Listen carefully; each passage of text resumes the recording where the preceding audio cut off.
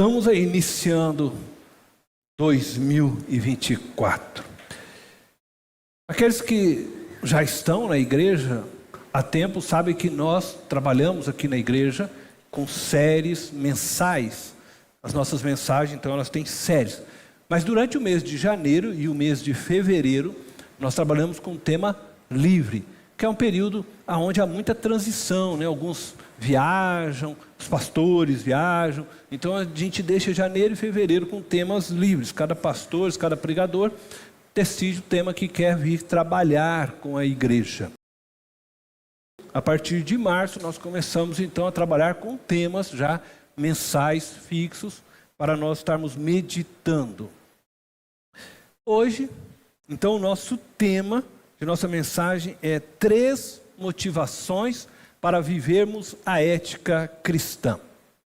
E quando eu estou falando aqui de ética cristã, eu vou falar de motivações para nós vivermos os valores, os princípios de Deus em meio à nossa sociedade.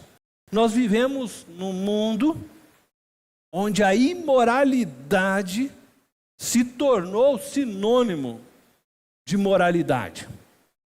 As pessoas tratam das coisas imorais hoje em dia como se elas fossem morais, corretas. Esses dias eu estava assistindo não sei se é capítulo que a gente fala, né? Episódio de uma série, né? E não me recordo muito bem o nome, mas era alguma coisa Big Bang, série que hoje, né, a galera toda está assistindo, e esse dia eu estava ali assistindo, meus filhos assistem, nós estávamos ali sentados. Ela é uma, se eu posso assim dizer, meio que comédia, mas também acaba aqui trazendo muitos princípios, ensinos, né? E dentro daquele episódio a qual eu estava assistindo, num determinado momento, então, um dos amigos que faziam parte da série, são 4, se não me falha aqui a memória, 4 jovens prodígios, por isso a série é Big Bang, alguma coisa, que eles são, um é prodígio na área da física, outro astrônomo, enfim, um engenheiro, mas são aqueles jovens prodígios inteligentes e que eles têm dificuldade. Na cultura aí costumam chamá-los de nerds. E eles têm dificuldade por causa disso de se socializarem com as demais pessoas. E dentro de um momento desses, um deles estava lá com a namorada tal, e houve uma discórdia. Não dá para ficar aqui contando tudo que aconteceu ali, mas houve uma discórdia entre eles e não sei o quê. E aí ele estava nervoso, bravo, né, com aquilo tudo. E aí então ele chama ela para ir para o quarto, vamos lá fazer sexo, como se sexo resolve os problemas, né, com a namorada. Então assim, a gente começa a ver uma deturpação das coisas, e aí isso parece que vai entrando na nossa vida como se tudo fosse normal. Então, afinal de contas, eu estou bravo, chama logo a namorada e vamos transar ali, que aí eu já descarrego, né, meu nervo, e acabou. Não é assim que as coisas acontecem, mas é assim que se procede hoje. E isso acontece lá fora, isso está acontecendo dentro da igreja, porque a gente também acaba sendo influenciado por esse tipo de ensino e começamos a achar que essas coisas todas são normais. Mas não são. Por isso eu disse que nós vivemos numa sociedade onde parece que imoralidade agora é sinônimo de moralidade. As coisas se perderam totalmente a noção da realidade. Tudo parece estar virado de cabeça para baixo. Principalmente para nós que somos mais velhinhos um pouco, que viemos de um outro tempo, parece que as coisas não têm mais sentido. A verdade é que nós hoje, e eu estou falando aqui da cultura emergente, nós estamos falando, né, desse mundo que nos envolve, nós hoje valorizamos o que nós deveríamos ter vergonha. E nós temos vergonha do que nós deveríamos valorizar. Aqueles que hoje guardam os valores éticos cristãos, isto é, aqueles que cuidam de viver os princípios de Deus, hoje é visto na sociedade como pessoas fracas, até mesmo vistas como más pessoas. Afinal de contas, quando você tenta defender a verdade, as pessoas te agridem porque você quer defender a verdade. Quando você diz que aquilo que é errado, elas ficam bravas porque você diz isso. Como que você não respeita a opinião do outro? Como é que você não tem, então, um pouco mais de sensibilidade e amor para com as pessoas? Então, a gente está realmente vivendo num mundo todo distorcido. A verdade é que nós vivemos num mundo que é governado, comandado pelo maligno. E é por isso que o mundo está como está. Deus, preste muita atenção, nos deu uma nova vida.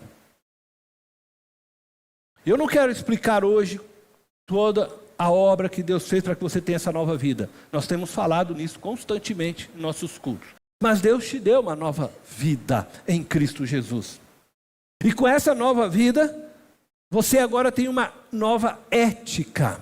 Não a ética, não esses valores, esses princípios morais que estão sendo propagados por esta cultura emergente, que você assiste nos diversos seriados, e não é só nesse Big Bang, basta você assistir Friends, basta você assistir outros tantos por aí, que você vai ver muitas distorções, muitos princípios errados. Pastor, o senhor está dizendo que não podemos assistir? Não. Aliás, você deve assistir. Assista, mas tenha discernimento. Porque quando você for conversar com alguém, você sabe do que ela está falando. Porque hoje em dia, seus colegas vão conversar sobre isso com você. E você então sabe o que você está vendo. Mas tenha discernimento daquilo que você está assistindo. Não se deixe ser corrompido por aquilo que os teus olhos estão vendo. Deus nos deu uma nova vida, e com essa nova vida uma nova ética. Uma ética que é diferente dos padrões do mundo em que nós vivemos. E esta nova ética deve ser vivida por mim e por você. Por nós que nascemos de novo. Por nós que confessamos Cristo Jesus como Senhor de nossas vidas. E é para ser vivido hoje. Não é para você esperar para viver quando você morrer e for para o céu. Não, é para viver hoje. Porque a vida com Deus, ela se inicia a partir do momento que você aceitou Cristo e o Espírito Santo veio habitar em você. Essa nova vida já começa a fluir. E você precisa viver dentro dessa nova vida, junto agora com Cristo. Mas é preciso começar hoje esta vida. E ao vivermos essa nova ética, que é a ética do reino de Deus, então nós passamos a viver na contramão deste mundo. E nos tornamos para aqueles que não têm o Espírito de Deus, para aqueles que não vivem na verdade que é Cristo Jesus, nós nos tornamos tolos. Hoje pela manhã, o pastor Hélio, falou um pouco sobre os tolos, aqueles que vivem como se Deus não existisse. Ele falou sobre isso, aqueles que sabem, creem, afirmam a existência de Deus, mas vivem como se Ele não existisse. Isto é, eu posso perguntar muitas vezes para algumas pessoas: você crê em Jesus? Ela fala: eu creio em Jesus. Mas você vai olhar para a vida dela, ela vive procedimentos que não se entrelaçam com a vida de Cristo. Ela pratica imoralidades que não poderia estar praticando. Ela adota determinado estilo de vida que não é compatível, não tem comunhão com o reino de Deus, com a luz. Mas ela diz crer em Jesus. E é sobre isso que o Hélio hoje falou pela manhã. E ele então diz que essas pessoas são tolas. Mas eu quero dizer para você que aqueles que são tolos, quando eles olham para nós, eles nos julgam tolos. Porque nós queremos viver a verdade de Deus. Porque nós queremos caminhar com Deus. E à medida que nós vamos vivendo isso, então nós estamos na contramão deste mundo. E por isso somos tratados por eles como o tolos. Porque o tolo verdadeiro não sabe distinguir aonde está a verdade. Porque ele é tolo. Então hoje eu quero apresentar 3 motivações para nós cristãos vivermos a ética cristã. E não essa ética propagada pelo sistema que governa o nosso mundo, vendida nas mídias, nas redes sociais. Eu quero apresentar 3 motivações. Eu queria dizer para você que, ao fazer isso, minha intenção única é despertar em você uma razão concreta para que você seja um verdadeiro cristão. Eu poderia dizer que, uma vez cristão, você nem precisava dessa motivação, nem precisava falar disso. Mas parece que muitos hoje que se dizem cristãos são exatamente como aqueles que foi pregado pela manhã. Acham que pode viver de qualquer forma, estão corrompidos, mas se dizem cristãos, são tolos, porque eles acham que Deus não está vendo o que estão fazendo. E muitos cristãos estão vivendo assim. É muito comum você contratar alguém e a pessoa dizer para você que ela é cristã. 1 ano depois você tem problema com essa pessoa. Ela te dá a maior dor de cabeça. É aquela que se diz cristã. Você nunca teve uma experiência, por exemplo, e aqui eu não quero fazer aqui um julgamento de classe, como é que eu vou dizer, social, mas você nunca, por exemplo, viveu uma experiência de contratar um pedreiro cristão, pagar para ele e ele sumir? Pastores, vou nem dizer, né? Estão nos púlpitos aí, usando os púlpitos, se dizendo cristão, tomando, como diz a Bíblia, a lã das ovelhas, a gordura, em nome de uma prosperidade. E você vai nessas igrejas, os únicos que prosperam é o pastor e os obreiros. E as pessoas ficam olhando para eles e ficam vendo eles lá andando com um carrão, e eles ficam, um dia você vai ter um dia você vai... E ele vai só arrancando delas, né? Por isso, eu quero dizer para você que existe sim motivações para nós vivermos essa ética cristã. Você não pode ser um cristão se você não viver os princípios de Deus, os valores de Deus. Algumas pessoas, elas descansam, baseado numa teologia pregada por aqueles que se dizem calvinistas, reformados. Eu já fui muito calvinista na minha vida, fui pastor da Presbiteriana do Brasil por muitos anos, e aqui eu não quero fazer uma crítica à igreja, não é isso, mas alguns asseguram nessa teologia que uma vez salvo para sempre. E eu por muitos anos defendi isso. Eu fui um defensor. Não, salvo, está salvo.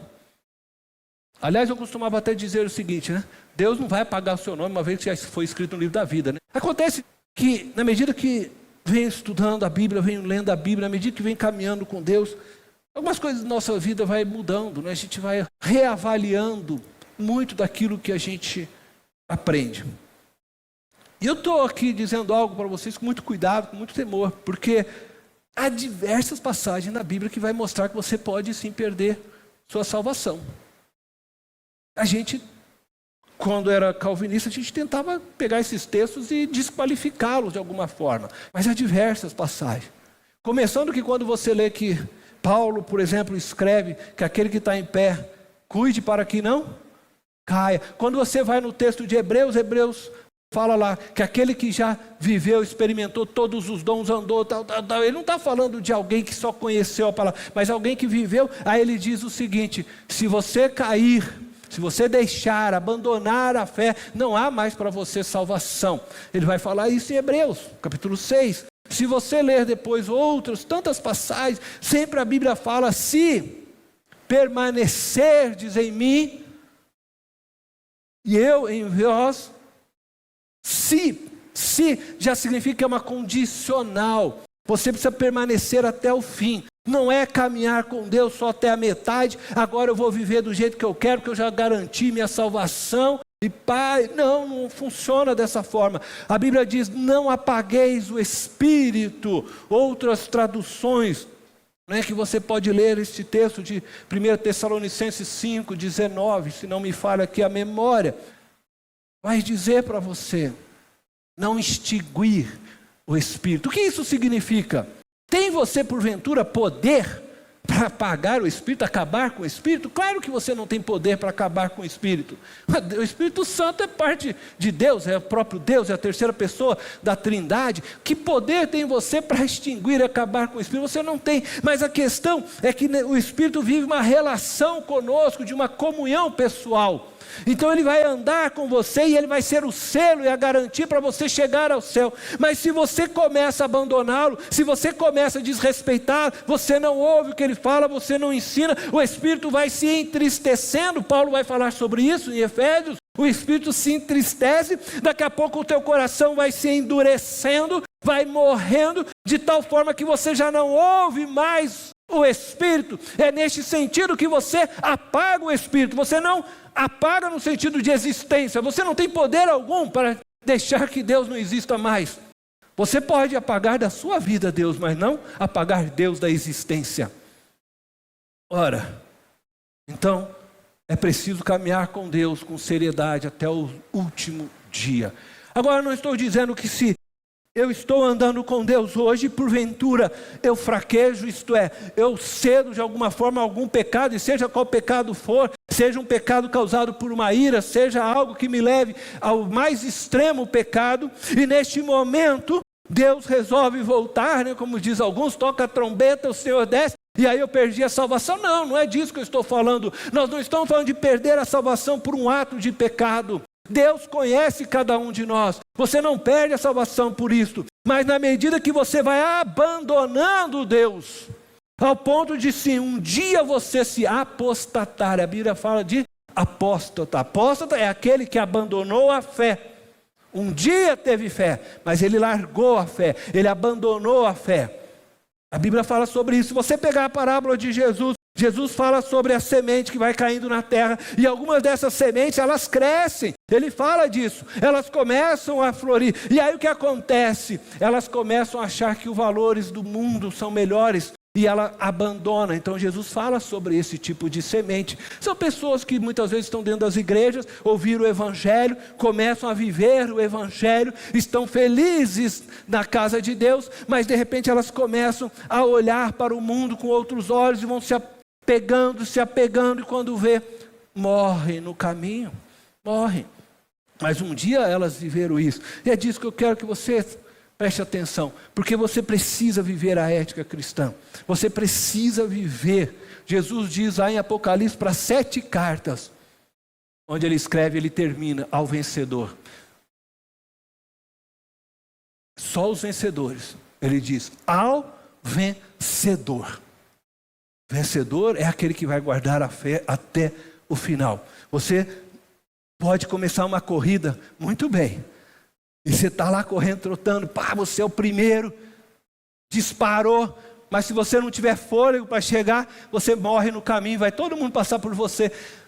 A jornada cristã é essa corrida, é como uma maratona. Você precisa ir marchando, vai sem pressa, mas mantenha sempre o seu ritmo, para que você possa chegar até o final, chegar bem até o final. O importante não é como você começou a sua jornada, mas é como você termina a sua jornada com Cristo. Amém? Então eu vou falar da primeira motivação.